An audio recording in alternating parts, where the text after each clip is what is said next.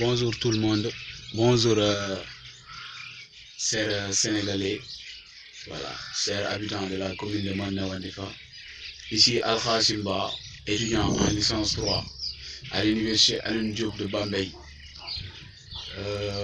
Voilà, voilà, j'étais venu juste voilà, pour waxtaan ak nouveau bachelier yi parce que bientôt année bi dina débuter année 2020-2021 et ce message s'adresse aux jeunes nouveaux bacheliers et bachelières du Sénégal, mais en l'occurrence ou en particulier ceux et celles qui viennent de la commune de Médina Wandifa ou même de la région de Sédhiou. Donc message bi yéena ko moom juste en guise de conseil la pour bàyyiloo xel ñëpp ñoo xam ne ci actuellement ñu ngi dem ci université yi pour commencer seen année wala boog ñu ngi waajal. Le message était juste voilà que xam nañ ni am nañ bac te terminal lañ jóge te dañoo war a dem ci benn monde boo xam ne si wute na ak buñ nekkoon c'est-à-dire dañoo war a dem ci université boobu noonu lan moo ñu fa yóbbu foofu noonu pour dem jàngi ndax lan c'est-à-dire réussir ci suñu dunia réussir ci suñu àdduna mun a jàppale suñuy waajur loolu moom mooy objectif bi. léegi objectif boobu noonu c'est-à-dire dafa am yoo xam ne ci moom moo ñu permettre ñu atteindre ko certes ñi si bëri bu ñuy dem peut-être duñu comprendre quintessence bi duñu comprendre sens bi en réalité loolu moo tax ñuy dajeeg yenn problème yi surtout dans le cadre pédagogique c'est-à-dire dans le volet pédagogique. Donc bu ñu jëlee déjà yow jóge nga sa kër ñëw nga université gisoo papa gisoo yaay gisoo ku lay ne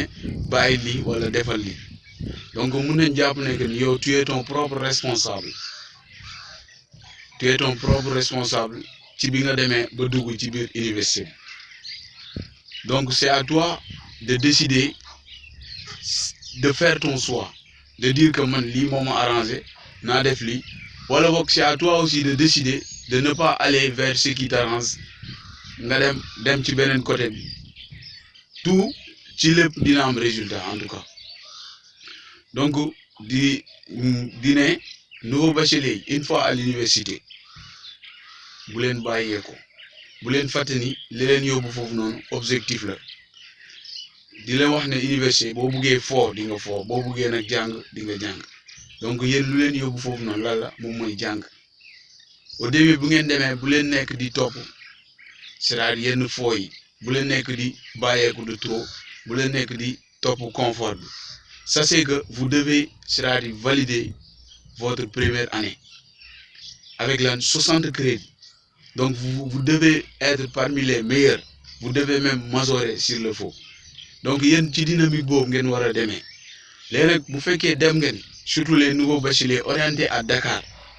souvent dañuy gis ne ni c'est-à-dire da ngay gis taux de réussite bi dafay wàññeeku trop. Je m'adresse à ceux de la commune de Médina Wandifa parce que nous luttons pour cette dernière. Donc bu ngeen demee ba yegg donc mettez-vous au travail. Dans mes autres communiqués je disais que puisque débuté goo leen ngeen regrouper documents yi ngeen commencer réviser et mettre le paquet fekk année bu tijjee donc même fekkee defoo leen ko xam ne ni année bi jege si na donc mettez-vous au travail. képp koo xam ne si mun na ñëw mu perdre seen temps ci loo xam ne si du loolu moo leen yóbbu université mun ngeen jàppante ak moom sax su jaree parce que c'est une question de réussite, c'est une question d'avenir. Donc conseil moom mooy lan bu ngeen eggee université mettez-vous au travail tout en sachant que il y a un secret qui est là. Le secret n'est rien d'autre que de mettre le paquet, d'être toujours au niveau des salles là, d'assister aux cours, de respecter les heures de cours, ne pas suivre à ceux qui sont là, aux anciens qui en fait qui ne comprennent pas voilà la quintessence de ce que vous faisiez. Donc de toute façon être vous une fois bu ngeen demee université bu leen dugg ci yooyu noonu liggéey leen c'est-à-dire bu fekkee mun ngeen am rapport ak anciens yi pour ñu jàppale leen dem leen bu leen kii seen waa classe ñoo xamante ne si ñoo leen gën a aay ñoo leen gën a comprendre ngeen jege leen ñu expliquer leen regrouper tous les documents nécessaires ak exercices yi ak épreuves yi ngeen nekk di réviser du jour au lendemain ngeen def seen planning seen organisation pour ngeen mën a réussir tout en vous disant que secret bi ci biir université fii nii secret moom mooy jàng bu leen mus a bàyyeeku bu leen aussi topp zone de confort bi bu leen toog ci fi ngeen loger ne yéen comme ngeen jàpp seen bopp comme ay anciens yéen vous devez savoir que dès le début jàng moo leen yóbbu université donc reyante leen année bi ngeen pare ci donc pour ñu bañ a guddal trop malgré que am na loolu lañ amoon pour ñu mun ko partager ak yéen parce que bëri na ñoo xam ne dañuy ñëw université te duñu xam loolu noonu moom moo leen di yóbbee souvent ñu nekk ci ay problèmes donc je vous remercie donc di leen